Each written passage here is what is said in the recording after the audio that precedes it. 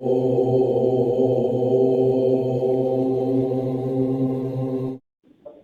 నమస్తే. నమస్తే. జై శ్రీరామ్. అయితే మీరు ఒక మెసేజ్ గురించి అడిగారు. నేను ఏదైనా ఒక పోస్ట్ పెట్టాను అంటే ఆ పోస్ట్ వెనకాల నేను 100 రకాలుగా ఆలోచించి పెడతా పోస్ట్. సో ఇప్పుడు నేను పెట్టిన పోస్ట్ ఏదైతే ఉందో నేను దాన్ని ఎన్ని రకాలుగాను ఎక్స్ప్లెయిన్ చేయొచ్చు, అన్ని రకాలుగాను ఎక్స్ప్లెయిన్ చేయగలను. మీరు వింటాను ఓపిక్గా. అంటే కొంచెం అసభ్యకరంగా ఉంది కదండి. అదే దాని గురించే మీరు అడిగింది. ఆ ఒక్క పాయింటే అడిగారు. నేను దాని 100 కోణాల్లో చెప్పగలను అంటున్నాను. మీరు వింటానంటే చెప్పండి. ఇప్పుడు నేను పెట్టిన పోస్ట్ ఏంటి అంటే ఫస్ట్ గేసయ్య అని చెప్పేసి పెట్టా. అక్కడ ఒక వ్యక్తి ఫోటో పెట్టా. ఫస్ట్ ఆఫ్ ఆల్ ఆ వ్యక్తి, నేను గేసయ్య అంటున్నాను, అది ఇప్పుడు ఒకవేళ యేసు అనుకునేట్టయితే కనుక అది యేసు ఫోటోనే అని అవతల ప్రూవ్ చేయగలగాలి. ఒకటి. రెండో విషయానికి వచ్చేసరికి అంటే మనం దాన్ని ఎలాగైనా కన్వర్ట్ చేయొచ్చు, కానీ అది చూస్తుంటేనే యేసుక్రీస్తు లాగానే ఉన్నారు కదా. యేసుక్రీస్తు అంటే యేసుక్రీస్తుకి రూపం లేదు. ఇప్పుడు బైబిల్ చెబుతున్న దాని ప్రకారము, క్రైస్తవులు చెబుతున్న దాని ప్రకారము యేసు అనేవాడికి ఒక రూపం అనేది లేనప్పుడు నేను నాకు ఇష్టం వచ్చిన రీతిలో పెడితే అది యేసు అనుకుని వాళ్ళనుకుంటే ఎట్లా? ఒకటి. ఇంక రెండో విషయానికి వచ్చేసరికి యేసు ఎక్కడ ఏ దేశంలో వెళ్తే ఆఖరికి మీకు ఇంగ్లీష్ భాషలో నౌను ప్రొనౌను అవి తెలుసు కదా మీకు, గ్రామర్ తెలుసండి. ఇందులో ఇప్పుడు ఒక పేరు, ఇప్పుడు నా పేరు ఉందండి, నా పేరు ఫణి రాజేష్. నా పేరు ఇంగ్లీష్ లో ఫణి రాజేషే, తెలుగులో ఫణి రాజేషే, హిందీలో కూడా ఫణి రాజేషే. కానీ ఈ యేసు అనేది తెలుగు పేరు అయితే, జీసస్ అనేది ఇంగ్లీష్ పేరు అయితే, ఈ హిబ్రూలో వచ్చేసరికి వాళ్ళు మెస్సయ్య అంటున్నారు, ఇంకోటి అంటున్నారు. ఒకటి కాదు. అంటే వాళ్ళ దాని మీద వాళ్ళకే క్లారిటీ లేదు, కన్ఫర్మేషన్ లేదు. ఒకటి. అని ఇంక రెండో విషయానికి వచ్చేసరికి ఇప్పుడు అక్కడ ఒక నన్ ఉన్నది అన్నట్టుగా ఉంది అక్కడ పక్కన. ఇక నన్ వ్యవస్థకు వచ్చేసరికి ఒక నన్ను, విదేశాలలో ఒక నన్ను ఇస్కాన్ వాళ్ళ మీద కేసు వేయడానికి ప్రయత్నం చేసింది. ఏంటంటే కృష్ణుడికి 16,000 మంది భార్యలు ఉన్నారు, ఆయన దేవుడు ఎలా అవుతాడు, అది ఇది అంటే, ఇప్పుడు నన్ అంటే దేవుడికి అర్పించుకుంటున్నాము అంటే, దేవుడు కాదులేండి, క్రైస్తవంలో దేవుడే లేడు, వేరే విషయం అది. నన్ అంటే నన్ సిస్టమ్ ఎట్లా అంటే దేవుడికి అర్పణ చేసుకుంటున్నాము, మేము దేవుడికి వదిలేయబడుతున్నాము అని చెప్పేవాళ్ళు యేసుకు వివాహం చేయబడిన వాళ్ళు, అంటే యేసు భార్య ఆవిడ స్వయంగా అనే రీతిలో నన్ను గురించి ప్రస్తావన చేస్తారు. సో ఆ సందర్భంగా నేను అక్కడ పెట్టాను అనుకుందాం. ఇకపోతే జీసస్ అంటే యేసు అంటే మెస్సయ్య అంటే వీళ్ళు ఏ రకంగా సరే పిలుచుకొని, ఈ యేసు అనేది ఒక కల్పిత పాత్ర. ఇది ఎవరు చెప్పారయ్యా అంటే నేను కూడా కాదు చెప్పింది, మనకి ఐక్యరాజ్య సమితి ఐడియా ఉంది కదండి. తెలుసండి. ఐక్యరాజ్య సమితి ప్రతిపాదన చేసింది. ప్రతిపాదన కూడా కాదు, కన్ఫర్మేషన్ చేసింది. ఎందుకు కన్ఫర్మేషన్ చేసింది అంటే 2012వ సంవత్సరం నుంచి 2016వ సంవత్సరం వరకు డిస్కవరీ వాళ్ళు, అంటే తెలుసు కదండి, ఇప్పుడు మామూలుగా ఇన్వెన్షన్ అంటే కొత్తవి కనుక్కోవడం, డిస్కవరీ అంటే ఉన్నదాన్ని కన్ఫర్మేషన్ చేయడం. అప్పుడు ఆ డిస్కవరీ వాళ్ళు చేసినటువంటి రీసెర్చ్ లో భాగంగా యేసు అనేవాడే పుట్టలేదు, యేసు అనేది ఒక కల్పిత పాత్ర. ఏదైతే రోమన్ల చక్రవర్తి అయినటువంటి కాన్స్టాంటినోపుల్ అనేవాడు వాళ్ళ జనాలని పాగన్ మతస్థులు అంటారు, తెలుసు కదండి మీకు, రోమన్. అందులో వాళ్ళు పాటించేది కూడా పూర్తిగా మన ధర్మాన్ని,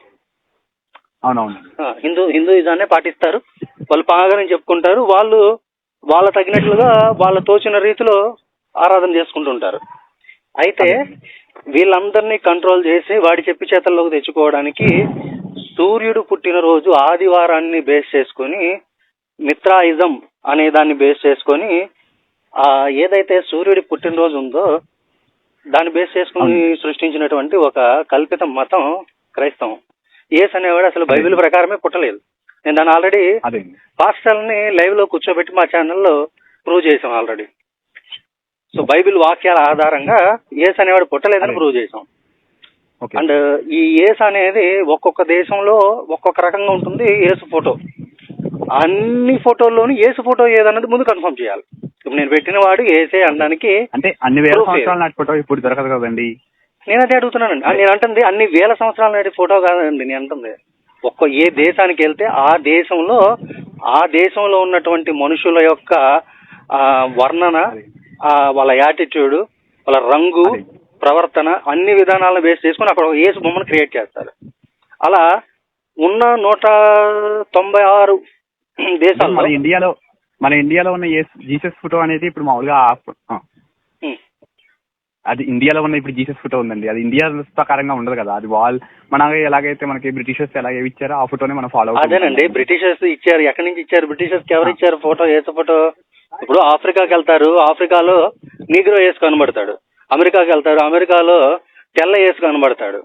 మనకి భారతదేశానికి వచ్చినప్పుడు భారతదేశంలో హిందూయిజాన్ని పాటిస్తున్నటువంటి ఏసు కనిపిస్తా ఉంటాడు. అసలు ఈ ఫోటోలు, ఇన్ని రకాల ఫోటోల్లో ఇన్ని దేశాల్లో ఒక్కొక్క దేశంలో ఒక్కొక్క రకమైనటువంటి ఉన్న ఏసు, ఏ ఏసు నిజమైన ఏసు అనేది వీళ్ళు చెప్పాలా. ఇంకొక విషయం ఏంటంటే, యేసు అనేది కల్పితమని ఎందుకు మేము ఇంత స్పష్టంగా చెప్తున్నాము అంటే, డిస్కవరీ వాళ్ళు చేసినటువంటి రీసెర్చ్ లో భాగంగా వాళ్ళు ఇచ్చిన క్లారిటీని బేస్ చేసుకొని ఐక్యరాజ్య సమితి అంటే ఏదైతే ఈ బ్యాంకింగ్ సిస్టమ్ కానీ అంటే ఎప్పటి నుంచో వాడుతున్నటువంటి ఒక విధానాన్ని అలవాటు పడిపోయి ఉన్నారు. దాంతో పాటు చాలా మంది ప్రపంచంలో చాలా మంది నమ్ముతున్నారు. అది అబద్ధమే కావచ్చు, నమ్ముతున్నారు. కానీ ఇది పచ్చి అబద్ధం. ఎందుకంటే యేసు అనేవాడు జీసస్ ఈజ్ ఏ మిత్, అదొక కల్పిత పాత్ర అని డిక్లేర్ చేసేసి ఏం చేసిందంటే, క్రీస్తు శకం క్రీస్తు పూర్వం అనే దాన్ని ఎత్తేసి కామన్ ఎరా, సామాన్య శకం పూర్వము, బిఫోర్ కామన్ ఎరా అని రన్నింగ్ చేసుకుంటూ వచ్చింది. ఇది ఏదైతే విశ్వాసాలకు సంబంధించి ఉంది కాబట్టి, అయితే చాలా మంది వాళ్ళ విశ్వాసాలు దెబ్బతినేసాయన్న ఉద్దేశంలో సూసైడ్ ప్లానింగ్స్ కూడా చేసుకుంటా ఉంటారు. అంత హీన మనస్కులు అనమాట. ఇప్పుడు మతానికి సంబంధించిన వాళ్ళు హీన మనస్కులు. సో అలాంటి సిచ్యువేషన్ లో ఒకవేళ గనక సూసైడ్స్ అనేవి ప్లాన్ చేస్తే పెద్ద సమస్య వచ్చి పడుతుంది. కాబట్టి దీన్ని అంటే మేము కూడా గతంలో హిందువులం కాదండి. కానీ నేను మా వరకు మేము హిందువులమే. కాకపోతే నేనేమిటంటే గతంలో క్రిస్టియన్. అంటే గతంలో అంటే ఒక 5-6 years క్రితం వరకు, ఒక 7 years క్రితం వరకు నేను క్రిస్టియన్. అంటే క్రిస్టియన్ అంటే నేను హిందూ దేవుళ్ళకి నమ్మను. క్రిస్టియన్ కి ఇంట్లో హిందూ అయినా కానీ మేము క్రిస్టియన్ వెళ్తూ ఉంటాం అనమాట. అయితే ఈ మధ్య ఒక 3-4 years నుంచి కూడా నేను మళ్ళీ చర్చికి వెళ్తాం ఆపేసాను ఏంటి అంటే కొన్ని చెప్పకూడదు, కొన్ని అంటే అది మీ పర్సనల్ వల్ల మేము వెళ్ళలేదు. అంటే నేను అంటే చర్చిలో జరిగినటువంటి కొన్ని పద్ధతులు అవన్నీ చూసి నేను ఇంకా మానేశాను చర్చికి వెళ్ళడం. అదేలేండి, అది మీ పర్సనల్, ప్యూర్లీ పర్సనల్. నేను కూడా అడగను. అయితే మీరు సనాతన ధర్మంలో పూజలు అన్ని చేసుకుంటా ఉన్నాను అనమాట. అదే మీరు సనాతన ధర్మంలో రావడం మంచి విషయము. మీకు హృదయపూర్వక స్వాగతం. ఇక్కడ నేను చెప్పే విషయం ఏంటంటే నా ఎక్స్పీరియన్స్ చెప్తానండి.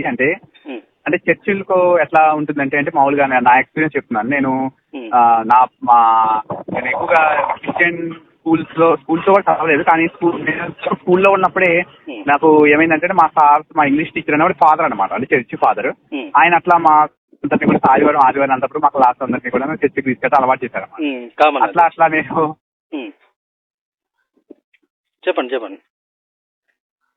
హలో సార్, మీ వాయిస్ బ్రేక్ అయిపోయింది. హలో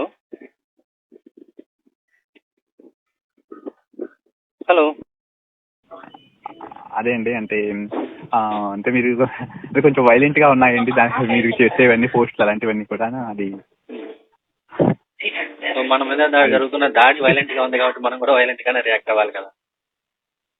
అంటే ఏ రకంగా అంటే మరీ కొంచెం దారుణంగా పెడుతున్నారండి. దాని గురించి చెప్తున్నది అంటే మీకు అనిపించిన దారుణం ఏంటో చెప్పండి.